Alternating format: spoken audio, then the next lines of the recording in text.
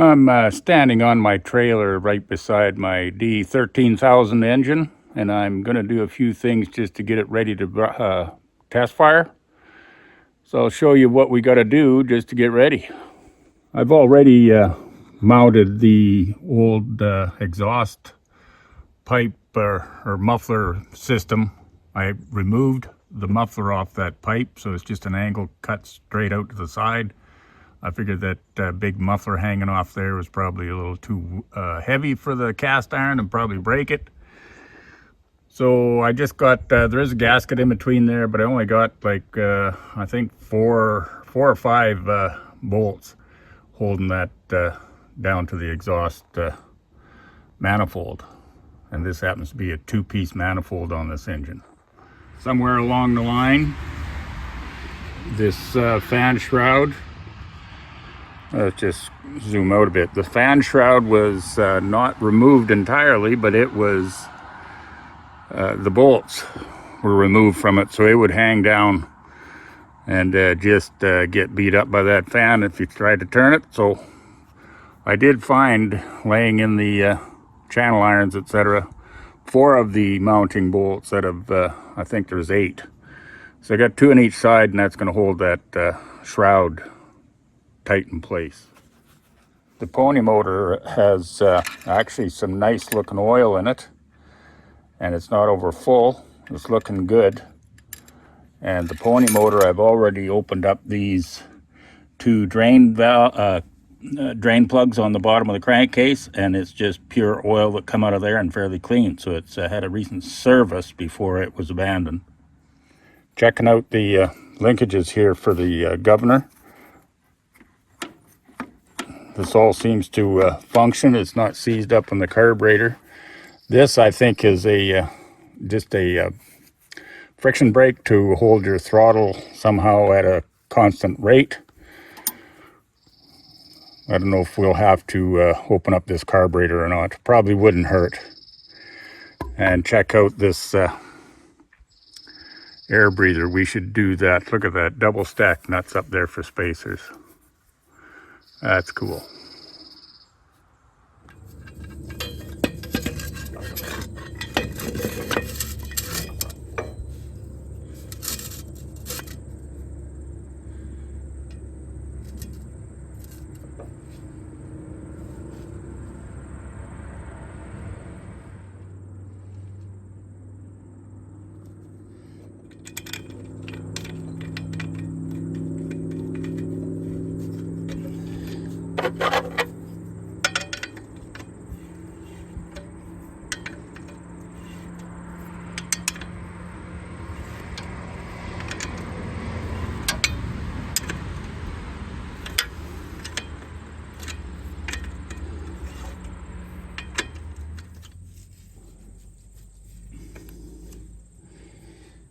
Okay, that tank is mounted back in there. I took the time to roll around a bunch of sharp nuts and bolts and screws and stuff to take the rust out, pulled all the rust out.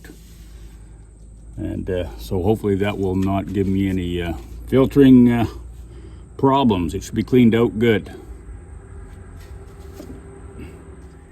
I did have to order a new sediment bowl. The other one was, well, pretty crappy. The valve was seized, the glass was missing, and so was the bail there to hold the bowl on. So this here is going to work out quite nicely.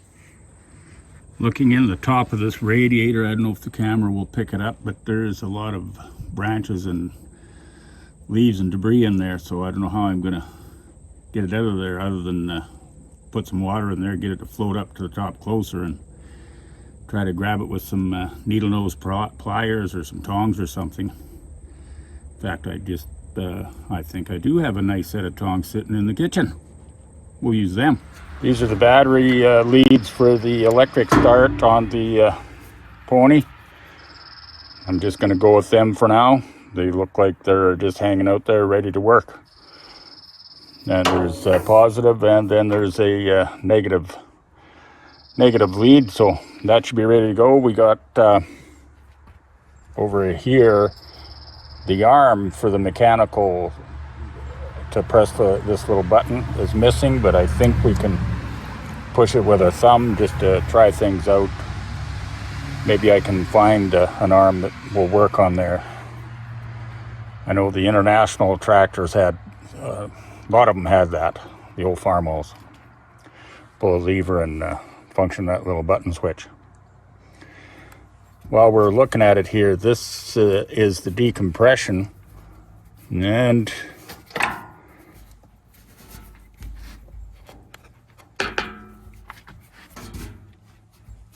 it might need a little work. Oh no, it's open. So it functions freely. It goes up into the run. I don't know what the half position is all about, but it's down in the start position that functions. 2-speed, it's in low gear right now. That's functioning. And this lever here functions that Bendix to engage it, and I believe it is actually engaged now. I'll have to open up this window here and kick that out of gear and into neutral so we can start the pony. Now this here lever, I'm not sure. I think that's just to engage your pony motor to your drive mechanism, or maybe it's to kick in this starter. We'll have to research that. It does work. And this one that's broken off is probably the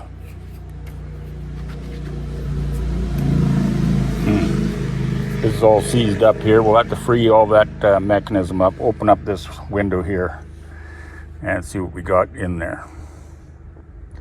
So we'll get a lot of this stuff all worked over and done, and then we'll bring you back. And on the other side, I got to open up the oil drain on the big diesel and make sure there's no water in the bottom of the crankcase. I got a catch tray down here outside or underneath the 13,000. So we'll just see if we got any water in the drain tube here. Oh yeah, there's water. I don't know if you can see that, but it's dripping.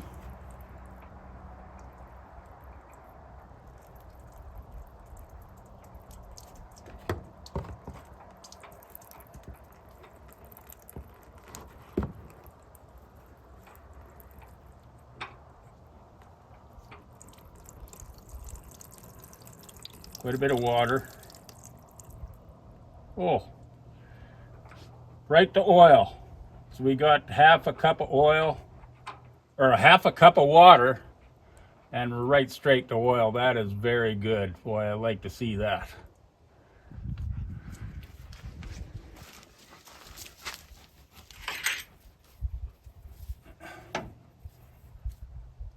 It's just right at the full line. So according to CATS, you check these when it's running.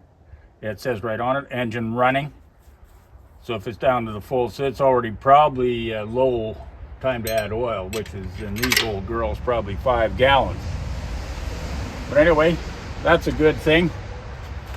Glad that we checked that out.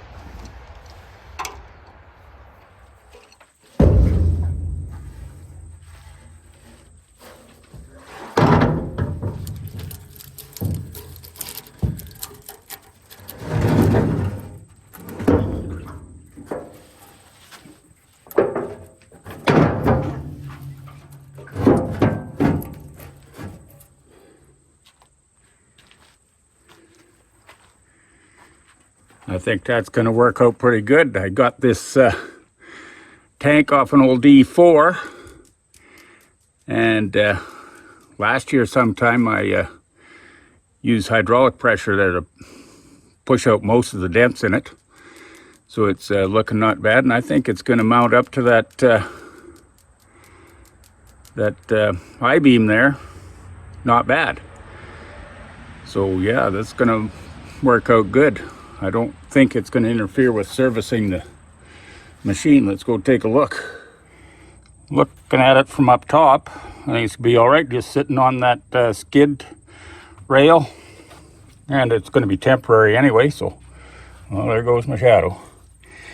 And I can still check the oil. That's going to be working out all right. Fuel line will go down in there off that port right up to here. So I'll put a valve and a soft line, like just a rubber line up to this point. So that's going to work out good. Working at the fuel line for the main diesel, for the diesel fuel to feed it up into the filter housing up there. I still have to open that up and see what's going on in there just to check it out before we try rolling this around. But I got this scrap. Yeah, it's not a scrap, it's just an extra piece of hydraulic line that I had in the shed. And I got that tied to the transfer pump, and the other end here I just got to go back upstairs and get some fittings to adapt this hose down to this here opening here. I'm going to put a valve in there and hopefully a quick coupler. I managed to find a bunch of fittings here to draw off the bottom of this tank. Elbow, valve, some crossovers, and a hydraulic fitting. And I got my hydraulic hose, which is going to convert into a fuel hose. And it just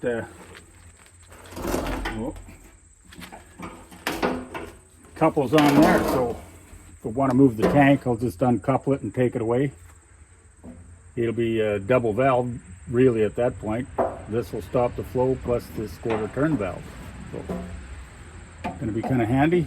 And then we'll just get her put up onto the skid, and I think it's going to be all right.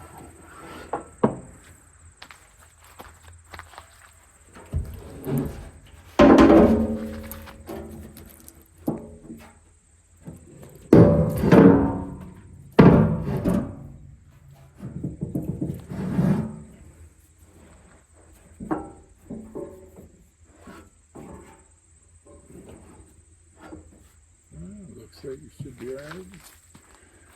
There's the fuel system for the diesel fuel. On to the next thing. This here is the battery cage or frame or compartment for this pony motor here to start this pony motor on the D13000. So I thought I'd go ahead and maybe make a temporary floor. So cut these scrap pieces of plyboard and we'll set the battery in on that. It's just better for a battery to be sitting on something like that than just open gaping holes in steel. But this seems to be tied up and it's no good for nothing, so we'll just cut that off. Okay, this should be a negative, yes, and this should be the positive. I'll get the battery.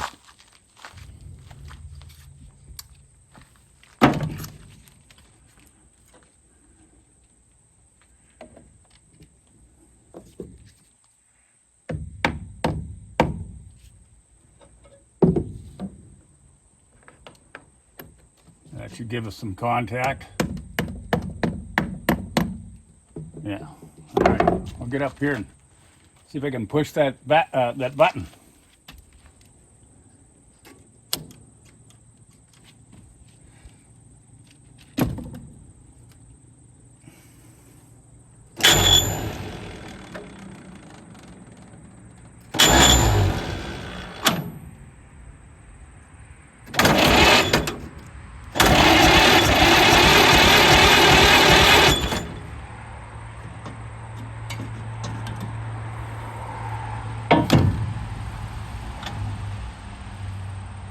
That's learning right away. I got to push that to kick the Bendix in and then hit the starter.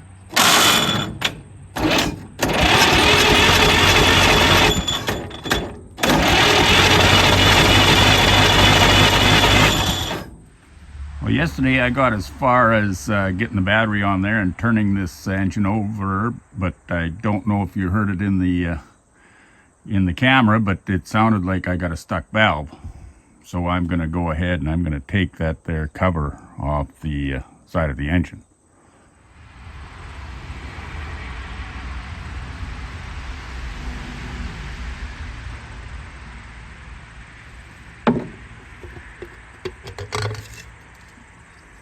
just noticing this here plug in this exhaust intake manifold.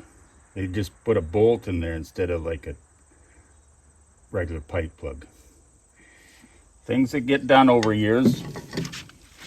But anyway, I don't know if you can actually see it, but there's 4 valves in there. And this looks remarkably like the valve train on my D6600 in the Auto Patrol.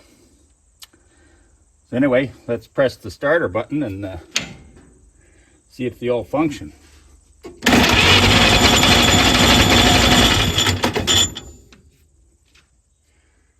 They do. So we're good there. We'll put that back together. Okay, I got the sediment bowl in place with this line that goes to the carburetor. Had to clean it out. And so we'll just turn on the gas, see what happens. Well, that's what happens. I would think it would go through the fill the bowl up first, but it seems to be sending fuel right to the end of the open line here. So just crack it open. There, it starts to drip.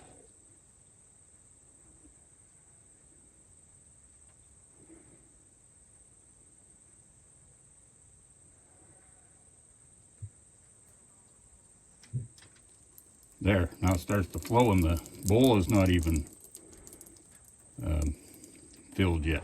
Okay, I got things lined up, and what we're gonna do is I'm gonna squirt some gas in the manifold of this pony, get our starter Bendix in, and hit the starter.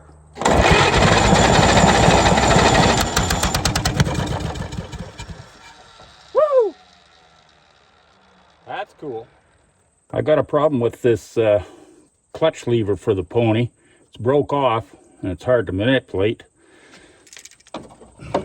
I happen to have a spare one. It doesn't belong to this series engine, but it's I think it's going to fit on that shaft. So we'll just have to take this apart and make it better.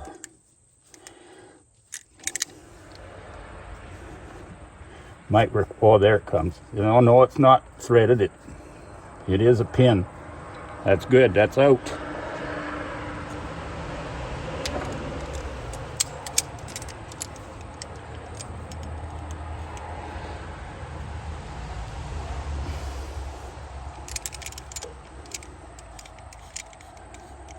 Now this collar should just come off of there.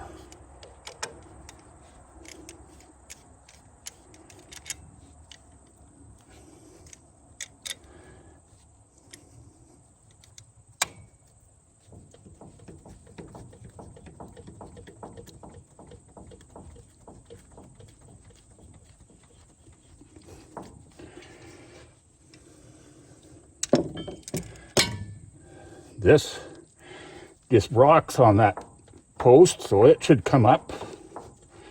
Might need a little persuasion. And remember, Milt, don't hit it hard.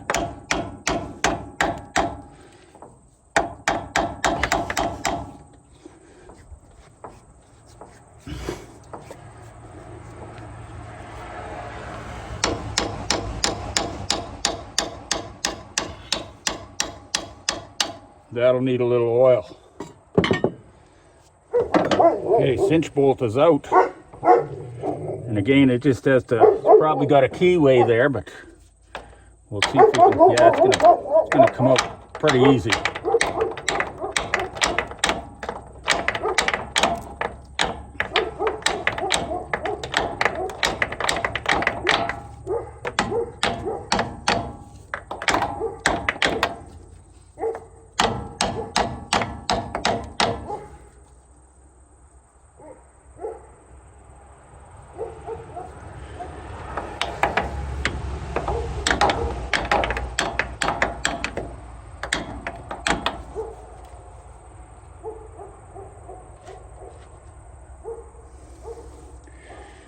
There is no wood. Oh yeah, here's the little woodruff key right there. Fell out.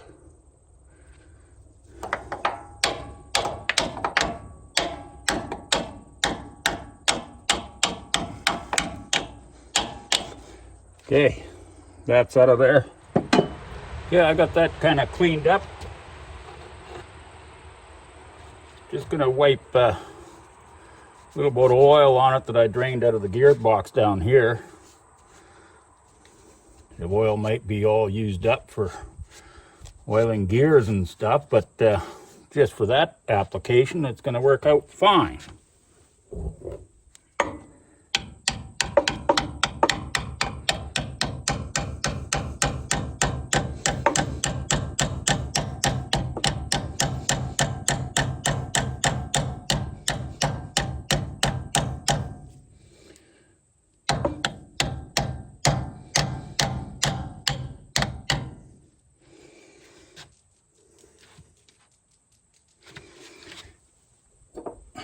I should have a drift, but I don't.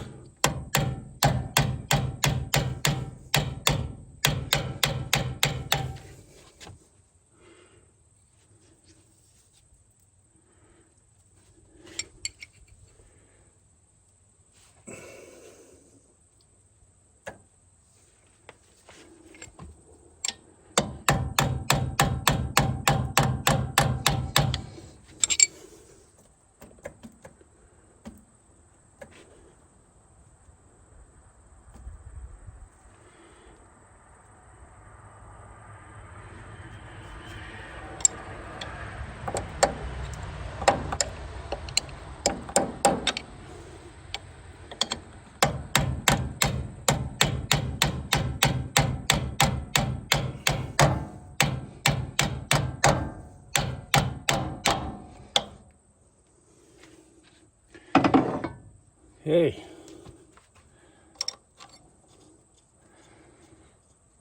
Now I'm going to have to admit that I made the mistake of drifting this on before, and I didn't have the cinch bolt in, and I actually broke it, so I had to weld it together.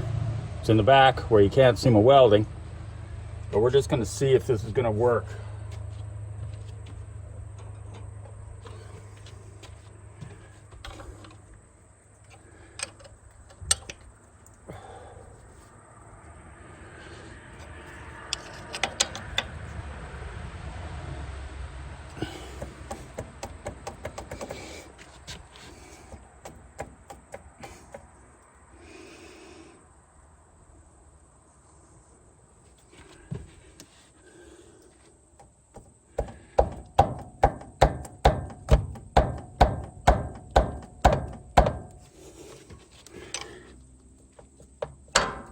Okay, that's out. Yeah, so I think that's a little bit too tight for the Ninja setup in there. So I'm going to back the adjustment off a cog or two so it's an easy snap. We're not dealing with a lot of horsepower and torque here. We don't need that much snap. Where have we got our... That's this one here. Perfect. Just the right amount of oil in there. And then maybe I'll put my rod in first before I connect all that, because it was kind of like a real bugger to get it in there or out of there. Okay, after working at this these two levers, this one just free travels on the shaft. It's a little on the stiff side, but that's all right.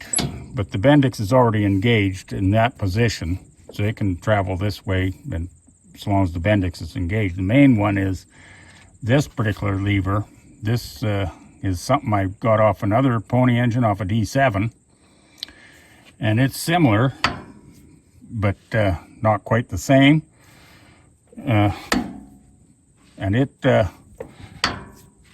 engages and releases the master clutch to the pony and the Bendix or the transmission drive to the Bendix. So that's going to work out just nicely. Actually, I think this is probably close to the shape that it was originally. I don't know at this point, but it was broke off in this area. And yeah, I just don't know what the handle looked like, but this here is going to do the purpose quite nicely. Moving on to the next thing. Something of note on the cover for the injector pump,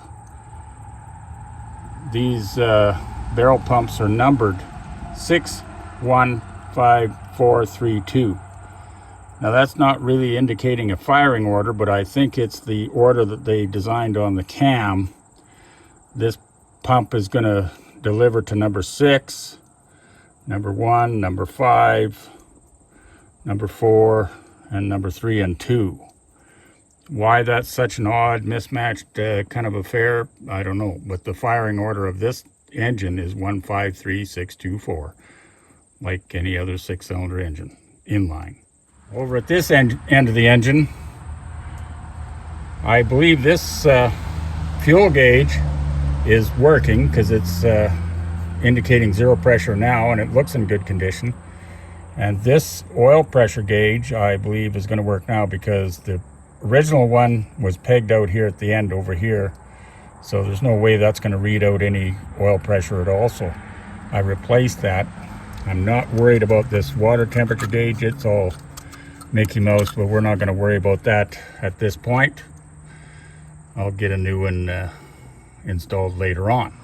I had to replace that hose properly. I got a brand new stretcher hose. I got water in it now, a couple of brand new clamps, and I think that's going to do for now. It's got water just to the lower end of the tank, and that's going to be plenty. Once it heats up, it'll probably expand quite a bit and go through that overflow. This is the throttle, or what's left of it. They had a piece of pipe on it to and a cable and pulley system there to throttle it up. But I see they got what's left of the original throttle bracket. I'm going to take that all apart, recover this here catch assembly, like it goes on a little ratchet arc. So I'm going to take that all apart, find out what all I need to change things around. I'm going to put this end back on that end, because you got to stand on that end to run the pony motor, clutches, and that sort of a thing. So you need the throttle for the engine over on that side, not on this end. So this is all seized up. I'll have to work at it, get that freed up, and it'll there's an arm here that'll go in this area, and a rod that'll work that throttle back there, and the control will be on the far side over there. So I think I got enough pieces to get that built. I got the carburetor all rebuilt, put in place, and got the air breather up there cleaned up. It does not have any oil in it at this point, but I got it all together, and I managed to alter this through bolt that holds everything together so it's not got two great big nuts for shims. So that's mounted down there a little bit better. Going around to the other side here, or this side, but just a little forward, I managed to get a fuel filter in line, because the tank and everything might be a little bit on the dusty side yet. Little flex hose here. I altered this here line, put a flare fitting on it, got it all installed following the way I think it might have went, and up into the gas tank there with that new sediment bowl. Looking pretty good. Looking at the other side, I got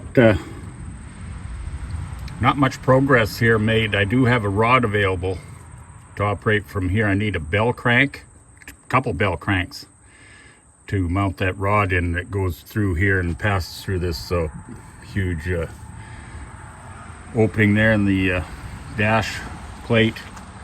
But I do have this assembly manufactured. I'll show you what I did here. I had some 3/8 cold roll stock, and I joined it together there so it'll pass through each end. Mind you, I'm a better grinder than I am a welder, so we'll not discuss any of that. But anyway, I do have the rock shaft functioning. I just need that rod and bell crank so I can operate the injector pump from the pony motor side. So that's looking pretty good. Got that done. So let's try it out.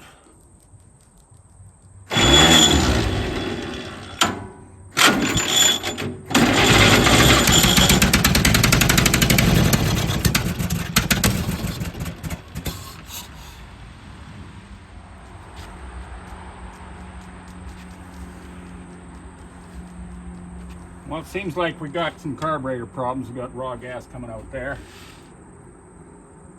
So we'll have to overhaul our carburetor again, I guess.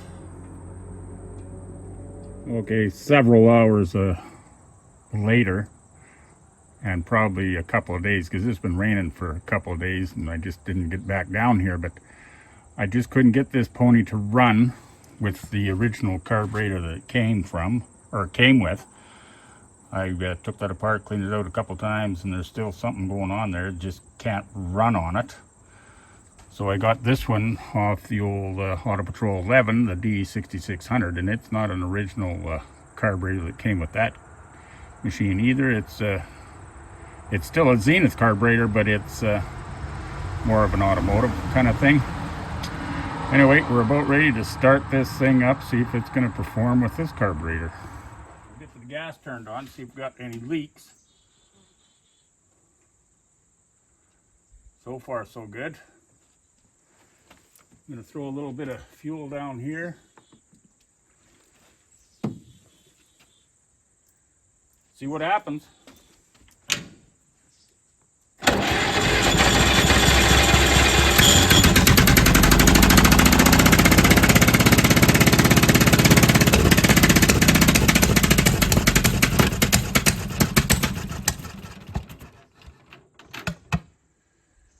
Well, it ran quite a bit better than before.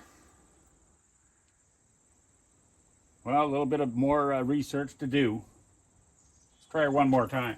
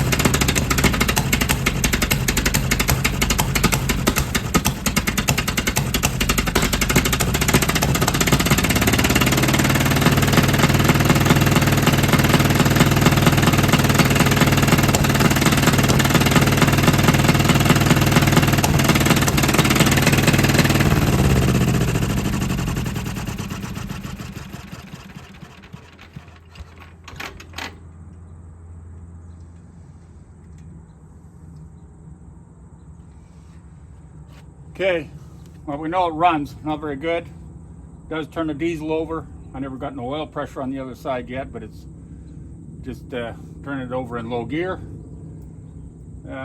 We've got some more work to do here. I gotta check out those plugs, maybe the wires. I don't know, maybe clean out the magneto a bit. I don't know, backfiring a lot.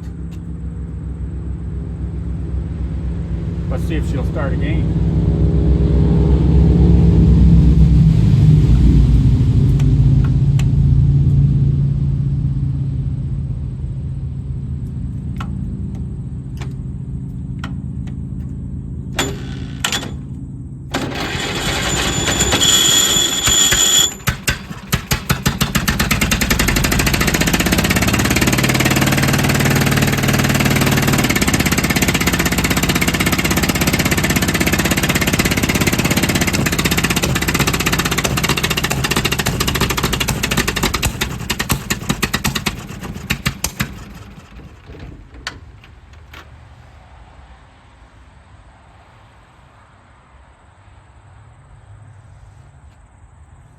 Lots of work to do.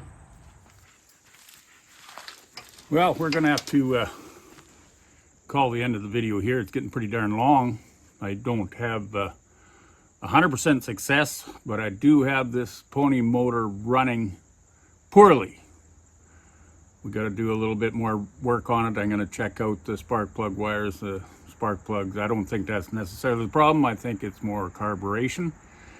But anyway, I got a bunch more work to do there, so that can at least rotate the engine. It's powering out. It's not even producing enough power there to rotate it around in low gear efficiently. So anyway, that's all we got for now. If you like these videos, keep on liking, subscribing, and commenting, and we'll have the diesel starting up shortly. I'm sure of it. Come on, say persist.